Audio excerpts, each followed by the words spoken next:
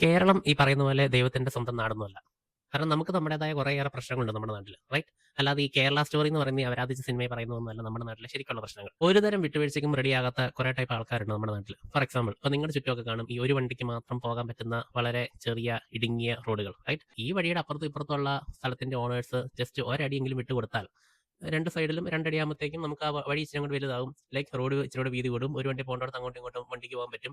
പക്ഷേ എന്തുകൊണ്ടാണ് അവരൊരു ഒരടി പോലും വിട്ടുകൊടുക്കാൻ എന്താ പറയാ സമ്മതിക്കാത്തത്? ഇതിപ്പം ഒട്ടും സ്ഥലമില്ലാത്ത ഒരു വ്യക്തിയാണ് അങ്ങനെ ചെയ്യുന്നതെങ്കിൽ എനിക്ക് പിന്നെയും മനസ്സിലാകാം. പക്ഷേ പേഴ്സണലി ഞാൻ കണ്ടിട്ടുള്ള കുറേയധികം ആൾക്കാരുണ്ട്. ഇവർക്കെല്ലാം ഇഷ്ടം പോലെ ഫുർസത്തുണ്ട്. ആൻഡ് ഫോർ സം റീസൺ അവർക്ക് ആ ഒരു ഒരടി വിട്ടുകൊടുക്കാൻ പോലും പറ്റുന്നില്ല. ഈ പണ്ടത്തെ ആൾക്കാരൊക്കെ ചെയ്തുകൊണ്ടിരുന്ന പരിപാടിയാണ്. ആദ്യം വഴി വെട്ടും. എന്നിട്ട് വഴിയുടെ തൊട്ട് ബോർഡറിൽ കൊണ്ടുപോയി വല്ല തേക്കോ ആഞ്ഞോ നടും. ആ മരമൊക്കെ ഇപ്പോൾ വലുതായി വഴിയിലോട്ട് ഇറങ്ങി നിൽക്കുവാണ്. എന്നാൽ ആർക്കും മരം വെട്ടണമെന്നുമില്ല, വഴി വലുതാക്കണമെന്നുമില്ല. എന്നാൽ എല്ലാവർക്കും വലിയ വണ്ടി വേണം താനും. ഒന്നെങ്കിൽ മാലിന്യം ഇടാൻ നമ്മുടെ നാടുകളിൽ കുറെ സ്ഥലത്ത് ഈ വേസ്റ്റ് ബിൻസ് ഇല്ല. ഇനി വേസ്റ്റ് ബിൻ ഉള്ളിടത്തോ ആൾക്കാർക്ക് അതിനകത്ത് വേസ്റ്റ് ഇടാൻ താല്പര്യമില്ല. ചിലർ ഈ അവരുടെ കടയിലെ വേസ്റ്റ് ഒക്കെ ഇപ്പോഴും കൊണ്ട് റോഡ് സൈഡിൽ കൊണ്ട് തള്ളാറുണ്ട്.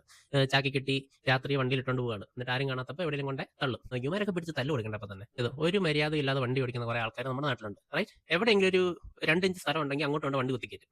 എന്നാൽ ഇവർ മനസ്സിലാക്കേണ്ട ഒരു കാര്യമുണ്ട്. എല്ലാവരും ഒരു പാറ്റേണിൽ വണ്ടി ഓടിക്കുവാണെങ്കിൽ എന്താ പറയുക ട്രാഫിക് കുറയും. ഇതെന്ന് പറഞ്ഞാൽ ആർക്കും ക്ഷമയില്ല. അവിടെ കുറച്ച് സ്ഥലം കണ്ടു, ഓക്കെ അങ്ങോട്ട് വണ്ടി കൊണ്ട് കുത്തിക്കയറ്റി.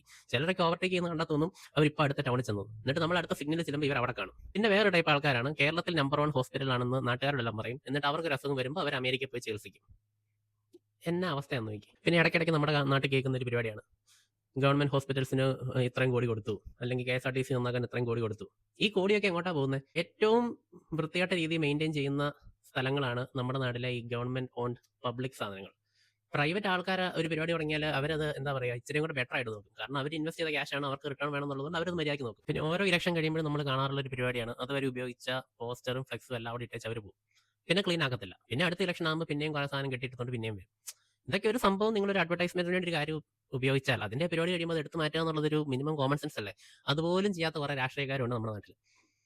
പിന്നെ വേറെ ടൈപ്പ് ആൾക്കാരാണ് റാഗിങ് എന്ന് പറയുന്ന സംഭവം ഇപ്പോഴും ചില്ലാണെന്ന് ഓർത്തുകൊണ്ടിരിക്കുന്ന കുറെ പൊട്ടന്മാരുണ്ട് ഇപ്പം കോളേജിൽ പഠിക്കുന്നത്.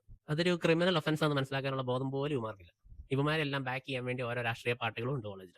എന്നെ പേഴ്സണലി ഏറ്റവും ട്രിഗർ ചെയ്ത കാര്യം എന്താണെന്ന് വെച്ചാൽ നമ്മൾ വേറെ രാജ്യത്തിരുന്നിട്ട് നമ്മുടെ നാട്ടിൽ ഒരു അപകടം ഉണ്ടായെന്ന് കാണുമ്പോൾ നമുക്ക് ശരിക്കും സങ്കടം വരും. നമ്മൾ നമുക്ക് പറ്റുന്ന രീതിയിൽ സഹായിക്കുകയും ചെയ്യും. എന്നാൽ ഇത്രയും ആൾക്കാർ ഇത്രയും കാശ് ഡൊണേറ്റ് ചെയ്തിട്ട് ഇത് എങ്ങോട്ടാ പോകുന്നതെന്ന് ആർക്കും അറിയത്തില്ല. ഇതിനൊന്നും ഒരു കണക്കുമില്ല.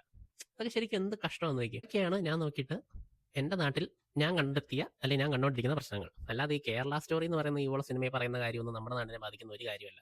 ഇവര് ജസ്റ്റ് പബ്ലിസിറ്റിക്ക് വേണ്ടി ഓരോരോ കാര്യങ്ങൾ ചെയ്യുന്നു. നമ്മൾ അവരുടെ എന്താ പറയുക അവരവരുടെ പരിപാടി ചെയ്തുകൊണ്ട് നടക്കട്ടെ, നമ്മൾ മൈൻഡ് ചെയ്യേണ്ട. നമ്മൾ കൂടുതൽ മൈൻഡ് ചെയ്യുമ്പോഴാണ് ഇവർ ഉദ്ദേശിക്കുന്ന പബ്ലിസിറ്റിയാണ് കിട്ടുന്നത്. അതിന് നേരെ കണ്ണടയ്ക്കുക. ശരിക്കുള്ള പ്രോബ്ലംസ് എന്താണെന്ന് മനസ്സിലാക്കുക. ചിയേഴ്സ്.